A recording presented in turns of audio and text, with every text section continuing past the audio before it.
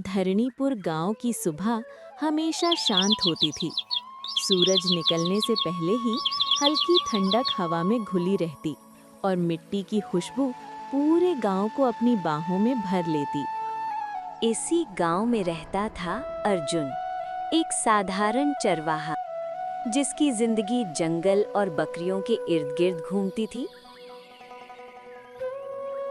अर्जुन के लिए जंगल कोई डरावनी जगह नहीं थी। वो बचपन से ही वहां जाता आया था। हर रास्ता, हर पेड़, हर आवाज उसे जानी पहचानी लगती थी। चलो मेरी बकरियों, आज जरा अंदर की घास खाएंगे। वहाँ घास ज्यादा हरी है।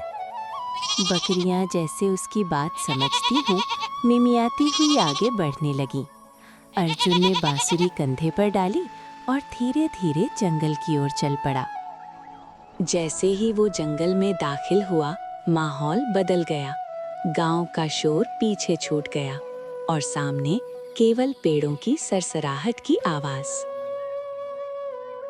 अर्जुन पेड़ की छाया में बैठ जाता है। हर दिन नया लगता है यहाँ, जैसे जंगल मुझे पहचानता हो।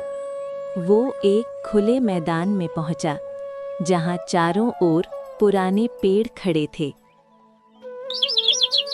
अर्जुन वहीं एक पत्थर पर बैठ गया और बांसुरी बजाने लगा। मधुर धुन जंगल में फैल गई।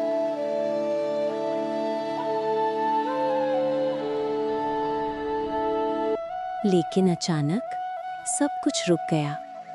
हवा थम गई, पक्षियों की आवाज बंद हो गई, बकरियां भी एकदम शांत। अरे, ये क्या हुआ? अर्जुन ने महसूस किया कि कोई उसे देखता भीख रहा है। उसका दिल तेज धड़कने लगा। उसी पल जंगल के भीतर से एक धीमी सी आवाज आई। अर्जुन, अर्जुन, कौन है? अर्जुन खड़ा हो गया। उसके पैर अपने आप उस आवाज की दिशा में बढ़ने लगे। वो रास्ता जहां वो कभी नहीं गया था। जंगल और घना होता गया, रोशनी कम होती गई। तभी उसके सामने एक पेड़ दिखाई दिया, लेकिन वो सामान्य नहीं था। उस पेड़ का तना हल्का सुनहरी था। पत्तों से अजीब सी रोशनी निकल रही थी। उसकी जड़ें जमीन के ऊपर फैली थीं। मैंने ऐसा पेड़ कभी नहीं देखा। तभी वही आवाज फिर गूंजी, इस बार और पास से। डर मत चरवाहे। तुम कैसे बोल रहे हो? तभी पेड़ की हल्की रोशनी फैल गई। जंगल की हवा घूमने लगी, जैसे समय थम गया हो। तू ही चुना गया है अर्जुन, लेकिन हर चुनाव के साथ परीक्षा आती है। अर्जुन हिम्मत जुटाते हुए बोलता है, अगर परीक्षा है तो मैं तैयार हूँ, लेकिन सच बताओ, तुम हो कौन? अचानक पेड़ की चमक तेज हो गई। जंगल की हर चीज जैसे सांस रोककर अगला पल देखने लगी। और यहीं से अर्जुन की साधारण जिंदगी खत्म होने वाली थी। अगर तुम सच में जादुई हो, तो मुझे बताओ, तुमने मुझे ही क्यों चुना? क्योंकि तू जंगल से कुछ मांगने नहीं आया अर्जुन। तू रोज यहाँ आता है, देता है। मैं देता हूँ? मैं तो बस बकरियां चराता हूँ। तू घास को जरूरत से ज्यादा नहीं कुचलता। तू पानी को गंदा नहीं करता। तू जानवरों को मारता नहीं, बचाता है। अर्जुन चुप हो गया।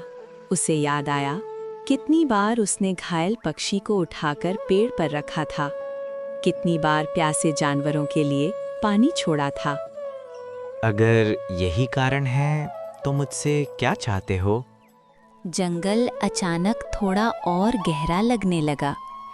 रोशनी धीमी पड़ गई। इस जंगल के नियम हैं चरवाहे, और अब क्योंकि तूने मेरा स्वर सुन लिया है, तुझे वे नियम जानने होंगे। कौन से नियम? पहला नियम, जंगल से कभी लालच मत करना। मैं गरीब चरवाहा हूँ, मेरे पास लालच करने को कुछ है ही नहीं। लालच सिर्फ धन का नहीं होता। अर्जुन ने बिना बोले सिर झुका लिया। दूसरा नियम, जंगल का सत्य बाहर मत ले जाना। मतलब गांव में किसी को कुछ ना बताऊं? जिसे बताना होगा वो खुद देख लेगा। तीसरा और आखिरी नियम, अगर जंगल तुझे पुकारे तो तू मना नहीं करेगा। और अगर मैंने नियम तोड़े तो जंगल तुझे अपना मानना छोड़ देगा। अर्जुन का गला सूख गया। जंगल का अपना ना रहना, ये सोच ही उसे डरा गई। तभी पेड़ से आवाज आई, अर्जुन, मैं कुछ ऐसा करने जा रहा हूँ जिससे तुम एक ही पल में एक जादुई गुफा के बाहर पहुँच जाओगे और वहीं से अपना आगे का रास्ता तय करोगे। जादुई पेड़ के इतना कहते ही चारों दिशा रोशनी से भर गई और अर्जुन गायब हो गया। अगले ही पल अर्जुन घने जंगलों के बीच बने गुफा के बाहर पहुंच गया। अर्जुन का पीछे मुड़ने का बहुत इच्छा कर रहा था, लेकिन अर्जुन ने जादुई पेड़ की बातों का ध्यान रखा और वो बिना मुड़े आगे बढ़ता रहा। अर्जुन आगे बढ़ता गया। जंगल और घना होता गया। अर्जुन को पता नहीं था कि वो कहाँ जा रहे हैं और यहीं से अर्जुन की जिंदगी बदलने वाली है। नमस्ते दोस्तों, मुझे माफ़ करना, ये एपिसोड यहीं तक का है और सेकंड पार्ट के लिए लाइक और सब्सक्राइब कीजिए। Bye bye.